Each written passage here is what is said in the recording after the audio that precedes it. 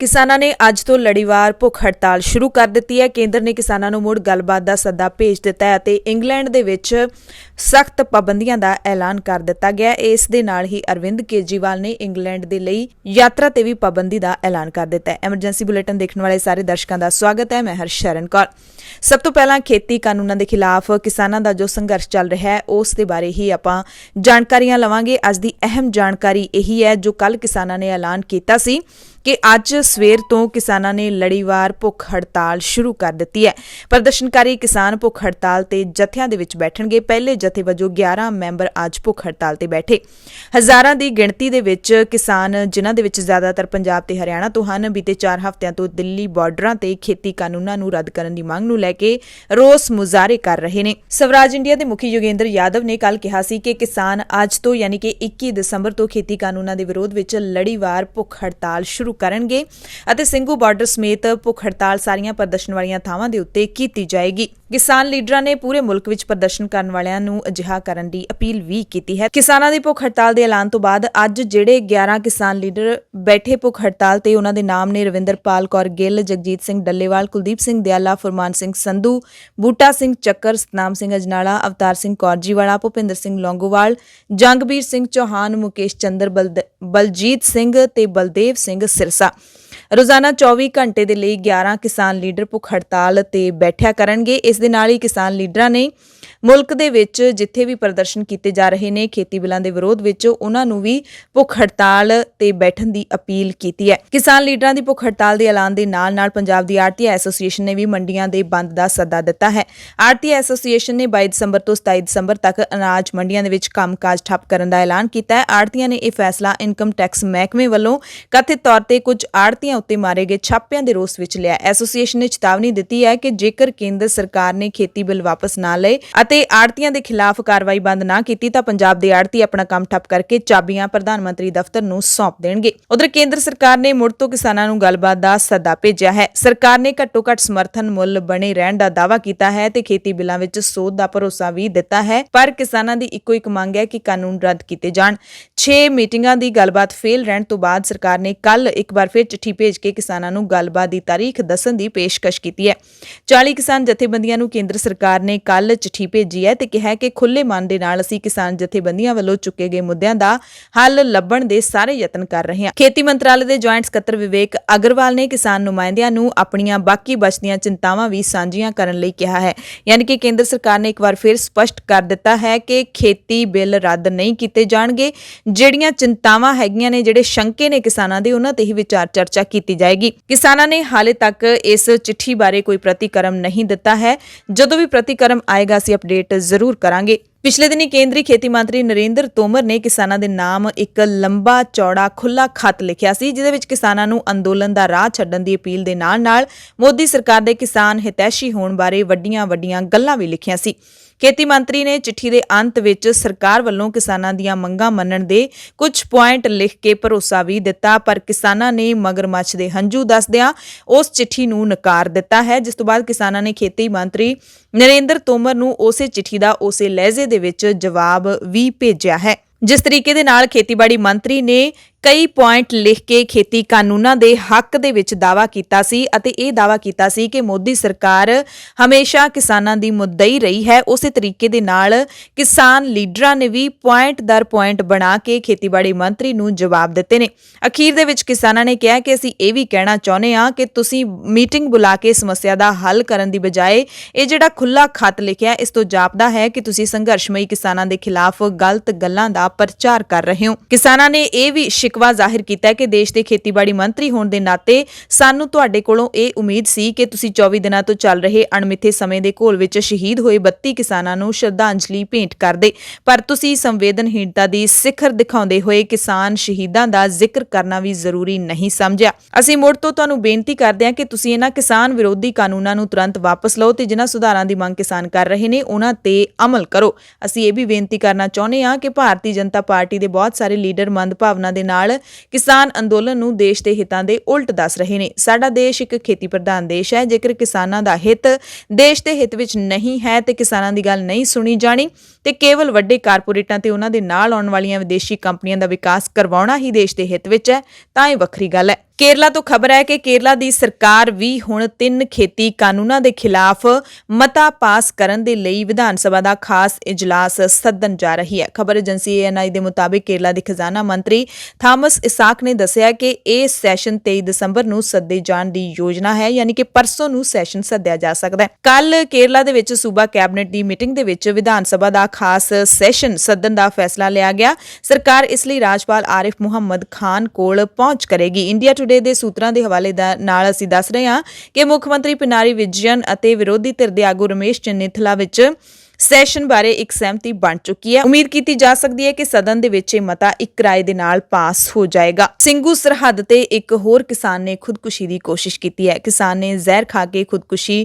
ਕਰਨ ਦੀ ਕੋਸ਼ਿਸ਼ ਕੀਤੀ ਹੈ। ਕਿਸਾਨ ਨਿਰੰਜਨ ਸਿੰਘ ਤਰਨਤਾਰਨ ਪੰਜਾਬ ਦਾ ਰਹਿਣ ਵਾਲਾ ਹੈ। ਖੁਦਕੁਸ਼ੀ ਕਰਨ ਦੀ ਕੋਸ਼ਿਸ਼ ਕਰਨ ਵਾਲੇ ਕਿਸਾਨ ਦੇ ਸਾਥੀਆਂ ਨੇ ਦੱਸਿਆ ਕਿ ਕਿਸਾਨਾਂ ਦਾ ਦੁੱਖ ਸਹਿਣ ਨਾ ਕਰਦੇ ਹੋਏ ਨਿਰੰਜਨ ਸਿੰਘ ਨੇ ਖੁਦਕੁਸ਼ੀ ਦੀ ਕੋਸ਼ਿਸ਼ ਕੀਤੀ। ਜ਼ਹਿਰ ਖਾਣ ਤੋਂ ਬਾਅਦ ਨਿਰੰਜਨ ਸਿੰਘ ਦੀ ਹਾਲਤ ਕਾਫੀ ਨਾਜ਼ੁਕ ਦੱਸੀ ਜਾ ਰਹੀ ਹੈ। ਡਾਕਟਰਾਂ ਨੇ ਰੋਹਤਕ PGI ਰੈਫਰ ਕਰ ਦਿੱਤਾ ਹੈ। ਇਸ ਤੋਂ ਪਹਿਲਾਂ ਕੱਲ ਵੀ ਬਠਿੰਡਾ ਜ਼ਿਲ੍ਹੇ ਦੇ ਇੱਕ ਨੌਜਵਾਨ ਕਿਸਾਨ, ਸਿਰਫ 22 ਸਾਲ ਦੇ ਕਿਸਾਨ ਨੌਜਵਾਨ ਨੇ ਖੁਦਕੁਸ਼ੀ ਕਰ ਲਈ ਸੀ, ਜੋ ਕਿ ਕਈ ਦਿਨ ਸਿੰਘੂ ਸਰਹੱਦ ਤੇ ਮੋਰਚੇ ਦੇ ਵਿੱਚ ਸ਼ਾਮਲ ਵੀ ਹੋ ਚੁੱਕਿਆ ਸੀ, ਜਿਸ ਤੋਂ ਬਾਅਦ ਘਰ ਜਾਣ ਤੋਂ ਬਾਅਦ ਉਸਨੇ ਜ਼ਹਿਰ ਖਾ ਕੇ ਖੁਦਕੁਸ਼ੀ ਕਰ ਲਈ ਸੀ। ਇਸੇ ਦਰਮਿਆਨ ਸੰਘਰਸ਼ਸ਼ੀਲ ਕਿਸਾਨ ਜਥੇਬੰਦੀਆਂ ਦੇ ਲੀਡਰਾਂ ਨੇ ਦੇਸ਼ ਭਰ ਦੇ ਕਿਸਾਨ ਸਾਥੀਆਂ ਨੂੰ ਖੁਦਕੁਸ਼ੀਆਂ ਦਾ ਰਾਹ ਛੱਡਦਿਆਂ ਸੰਘਰਸ਼ ਦਾ ਪੱਲਾ ਫੜਨ ਦੀ ਅਪੀਲ ਕੀਤੀ ਹੈ।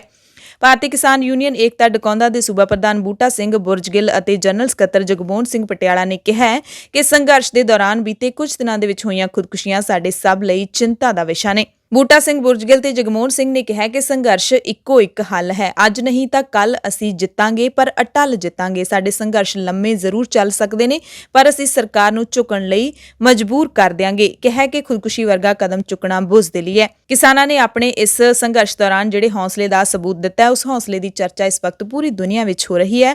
ਪਰ ਜੇ ਸਾਡੇ ਸਾਥੀ ਖੁਦਕੁਸ਼ੀਆਂ ਵਾਲੇ ਰਾਹ ਤੁਰਨਗੇ ਤਾਂ ਉਸ ਦੇ ਨਾਲ ਜਿਹੜੇ ਕਿਸਾਨ ਅੰਦੋਲਨ ਕਰ ਰਹੇ ਨੇ, ਉਹਨਾਂ ਦਾ ਮਨੋਬਲ ਜ਼ਰੂਰ ਡਿੱਗਦਾ ਹੈ। ਦੋਵੇਂ ਲੀਡਰਾਂ ਨੇ ਕਿਹਾ ਕਿ ਪੰਜਾਬ ਦੇ ਕਿਸਾਨਾਂ ਨੂੰ ਇਸ ਵਕਤ ਸੰਘਰਸ਼ ਵਿੱਚ ਵੱਡੇ ਭਰਾ ਦਾ ਰੋਲ ਮਿਲਿਆ ਤੇ ਵੱਡਾ ਭਰਾ ਖੁਦਕੁਸ਼ੀ ਨਹੀਂ ਕਰ ਸਕਦਾ। ਇਸ ਕਰਕੇ ਭੁੱਲ ਕੇ ਵੀ ਖੁਦਕੁਸ਼ੀ ਬਾਰੇ ਨਾ ਸੋਚੋ। ਆਪਾਂ ਜਿਸ ਹੌਸਲੇ ਨਾਲ ਇਹ ਸੰਘਰਸ਼ ਚਲਾ ਰਹੇ ਹਾਂ, ਯਕੀਨੀ ਜਿੱਤ ਆਪਣੀ ਹੀ ਹੋਣੀ ਹੈ। ਅਸੀਂ ਵੀ ਦਾ ਖਾਲਸ TV ਦੇ ਵੱਲੋਂ ਕਿਸਾਨ ਸਾਥੀਆਂ ਨੂੰ ਜ਼ਰੂਰ ਅਪੀਲ ਕਰਾਂਗੇ ਕਿ ਖੁਦਕੁਸ਼ੀਆਂ ਵਾਲਾ ਰਾਹ ਛੱਡ ਕੇ ਸੰਘਰਸ਼ ਵਾਲੇ ਰਾਹ ਤੇ ਹੀ ਤੁਰਿਆ ਜਾਵੇ, ਕਿਉਂਕਿ ਤੁਸੀਂ ਜਿੱਤ ਦੇ ਬਹੁਤ ਨੇੜੇ ਪਹੁੰਚ ਚੁੱਕੇ ਹੋ। ਫੋਰੈਕਸ ਡਿਪਾਰਟਮੈਂਟ ਦੇ ਵੱਲੋਂ FCRC ਐਕਟ ਦੇ ਅਧੀਨ ਮਾਲਵੇ ਦੀ ਸਭ ਤੋਂ ਵੱਡੀ ਕਿਸਾਨ ਯੂਨੀਅਨ ਭਾਰਤੀ ਕਿਸਾਨ ਯੂਨੀਅਨ ਏਕਤਾ ਉਗਰਾਹਾਂ ਦੀ ਵਿਦੇਸ਼ਾਂ ਤੋਂ ਹੋਣ ਵਾਲੀ ਫੰਡਿੰਗ ਤੇ ਸਵਾਲ ਚੁੱਕਦਿਆਂ ਜਾਣਕਾਰੀ ਮੰਗੀ ਗਈ ਹੈ। ਜਥੇਬੰਦੀ ਦੇ ਪ੍ਰਧਾਨ ਜੋਗਿੰਦਰ ਸਿੰਘ ਉਗਰਾਹਾਂ ਨੇ ਇਸ ਨੂੰ ਬਦਲੇ ਦੀ ਕਾਰਵਾਈ ਦੱਸਦੇ ਹੋਏ ਕਿਹਾ ਕਿ ਕੇਂਦਰ ਸਰਕਾਰ ਇਸ ਅੰਦੋਲਨ ਨੂੰ ਕਮਜ਼ੋਰ ਕਰਨ ਲਈ ਅਜਿਹੀ ਕਾਰਵਾਈ ਕਰ ਰਹੀ ਹੈ। ਉਮਰ ਖਾਲਿਦ ਦੇ ਪੋਸਟਰ ਵਿਵਾਦ ਤੋਂ ਬਾਅਦ ਹੀ ਕੇਂਦਰ ਸਰਕਾਰ ਦੀ ਉਗਰਾਹਾਂ ਜਥੇਬੰਦੀ ਉੱਤੇ ਨਜ਼ਰ ਸੀ।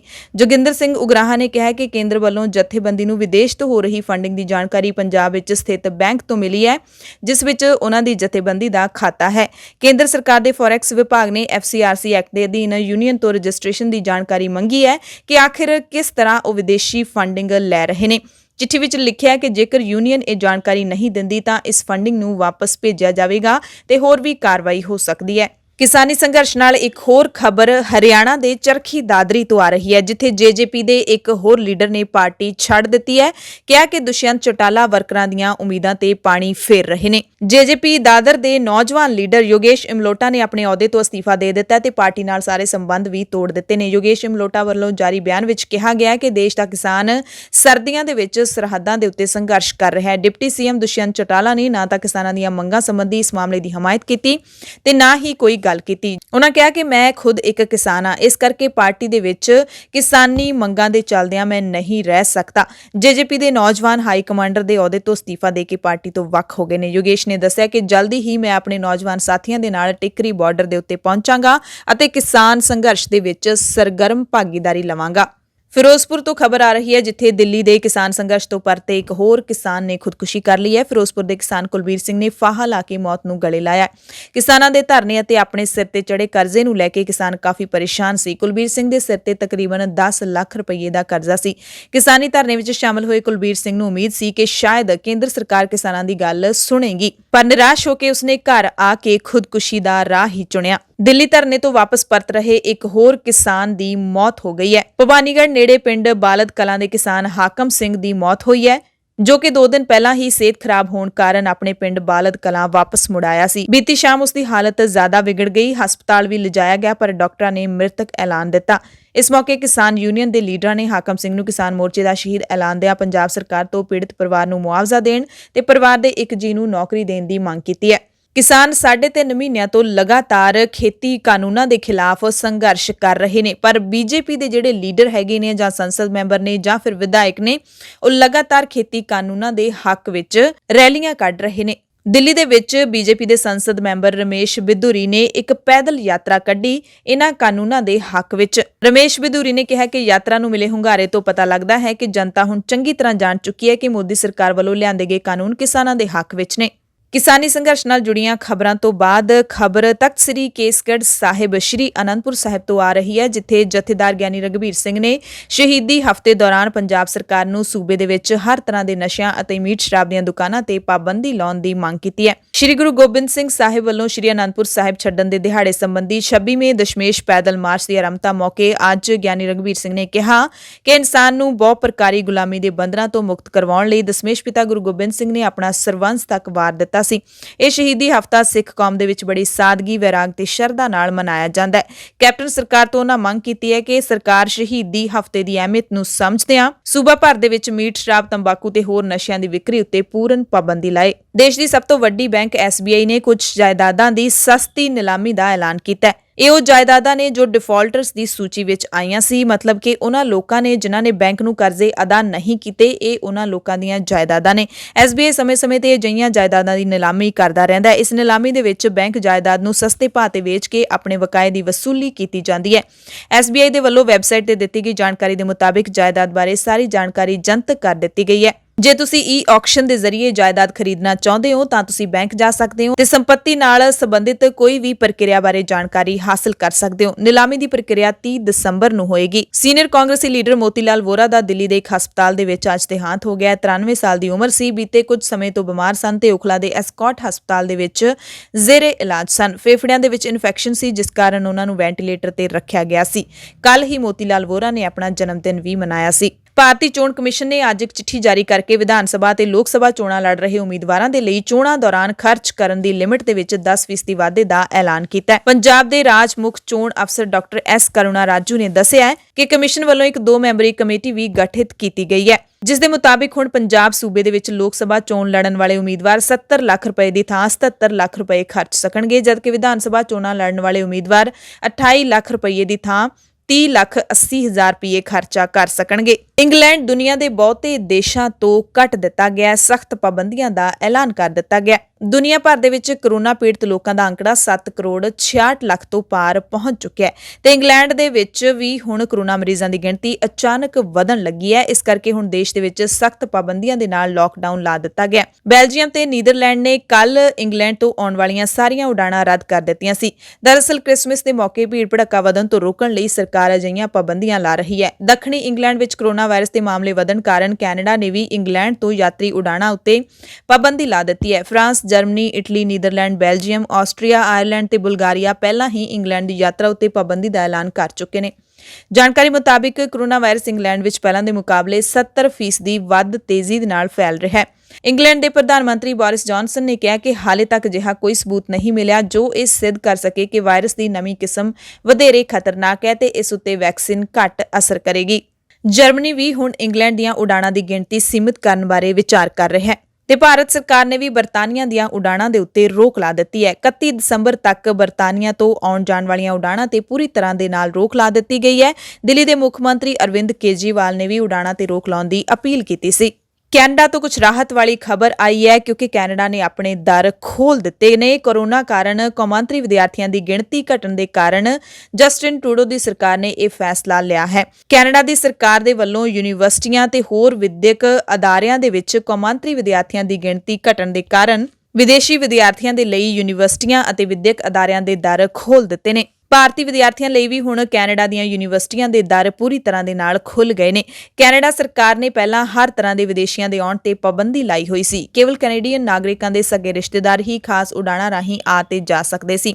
CIC ਨਿਊਜ਼ ਦੀ ਜਾਣਕਾਰੀ ਦੇ ਮੁਤਾਬਿਕ ਕੌਮਾਂਤਰੀ ਵਿਦਿਆਰਥੀਆਂ ਨੂੰ ਦਾਖਲਾ ਦੇਣ ਵਾਲੀਆਂ ਕੈਨੇਡੀਅਨ ਯੂਨੀਵਰਸਿਟੀਆਂ ਨੂੰ ਹਦਾਇਤ ਕੀਤੀ ਗਈ ਹੈ ਕਿ ਕੋਵਿਡ-19 ਲਈ ਆਪਣੀ ਕੋਈ ਅਜਿਹੀ ਠੋਸ ਯੋਜਨਾ ਉਲੀਕਣ ਜੋ ਸਬੰਧਿਤ ਸੂਬੇ ਜਾਂ ਕੇਂਦਰ ਸ਼ਾਸਿਤ ਪ੍ਰਦੇਸ਼ ਦੀ ਸਰਕਾਰ ਵੱਲੋਂ ਪ੍ਰਵਾਨ ਤੇ ਮਾਨਤਾ ਪ੍ਰਾਪਤ ਹੋਵੇ। ਤਾਜ਼ਾ ਰਿਪੋਰਟ ਦੇ ਮੁਤਾਬਿਕ ontario ਦੀਆਂ university of Waterloo, Ryerson university, OCAD university ਤੇ ਯੂਨੀਵਰਸਿਟੀ ਆਫ ਵਿੰਡਸਰ ਨੂੰ ਹੁਣ ਵਿਦੇਸ਼ੀ ਵਿਦਿਆਰਥੀਆਂ ਨੂੰ ਦਾਖਲਾ ਦੇਣ ਦੀ ਪ੍ਰਵਾਨਗੀ ਸਰਕਾਰ ਨੇ ਦੇ ਦਿੱਤੀ ਹੈ।